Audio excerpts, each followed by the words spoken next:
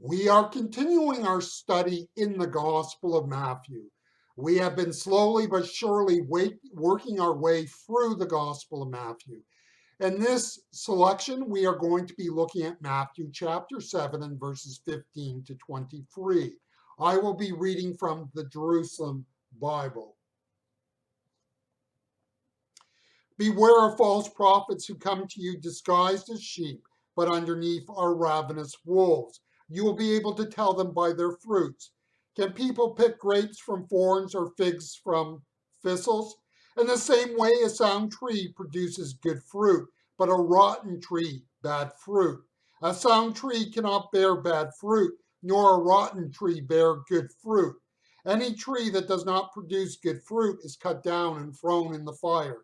I repeat, you will be able to tell them by their fruits. It is not those who say to me, Lord, Lord, who will enter the kingdom of heaven, but the person who does the will of my Father in heaven. When the day comes, many will say to me, Lord, Lord, did we not prophesy in your name, cast out demons in your name, work many miracles in your name? Then I shall tell them to their faces, I have never known you. Away from me, you evil men. There is reason to believe that each of the four Gospels were written with an audience in mind. Now, what this means is not that they were creating material out of thin air. It means that they had a reason for why they might have put certain material in their Gospel and did not put other material in. Now, if you've done any reading among some of the more radical scholars on the Gospels, you'll find the theory that goes more or less like this, that what Matthew did is, and each of the Gospel writers was, that they made Jesus speak to the day and age, and they were not really concerned what Jesus actually said because they were concerned that Jesus spoke to the church of their day and age. No, that's not what we're talking about. What we're saying is Jesus said lots of things. And there is a verse in the Gospel of John that says, hey, you know what? If all the books were written, they cannot be written to contain all that Jesus said. So what the Gospel writers were conscious of the people that they wrote to and were seeking through the teaching of Jesus at times to address particular needs of the church of their day. The Didache, well, we've referred to it earlier, is an important early church document from maybe the early 2nd century. And chapter 11 it addresses an issue of the day, which is traveling prophets. Now, I'm not going to say that the concern in the Didache is the same as the concern that Matthew brings up here, but there is a connection, not a loose one, but a connection. What I would say is that there's continuity and that these two books were written maybe 30, 40 years apart and were concerned to address an issue that was there in each day. In the modern era, we have clergy largely built on the model of permanency. In other words, we expect our ministers to have a fixed address unless they move on to another church. In the early church, there is reason to believe that the congregations were smaller because they were meeting in homes. There was probably a case in which a minister might have responsibility for a number of these congregations. And so there was opportunity for people to travel around and speak and preach in these smaller churches. Now, a lot of that was good, but obviously it was a system in which some of the people were not quality material.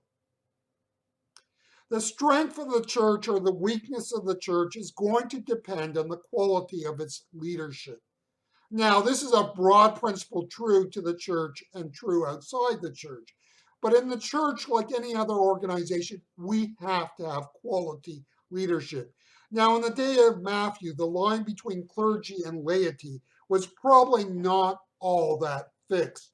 We can go into the 2nd century and begin to see where the institution of clergy and clerical development is full blown.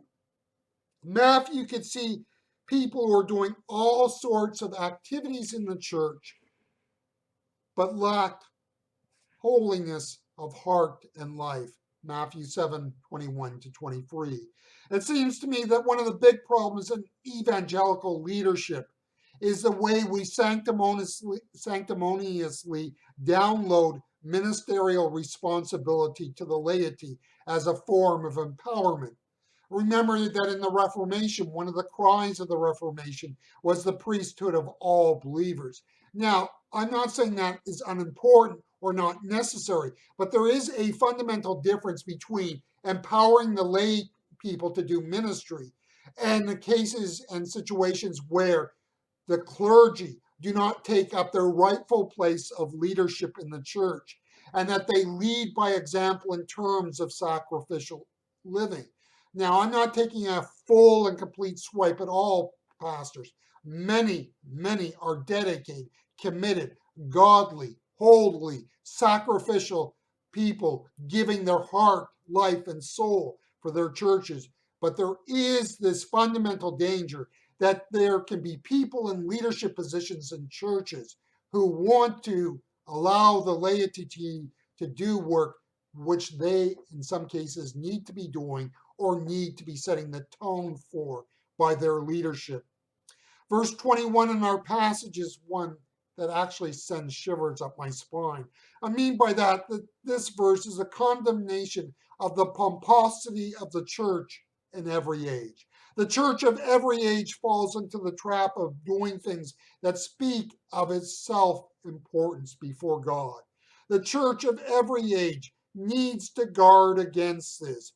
God, Jesus says here, is not impressed. God is not impressed by how we in the church can substitute being busy for faithfulness, for hype, instead of holiness. In the business of the church, what can get lost is the will of God and the pursuit of it. The church must be a mirror to the community it is in, not to mimic the community it is in. The goal of the church is always to be a people who, no matter what, desire the reality of God in their lives.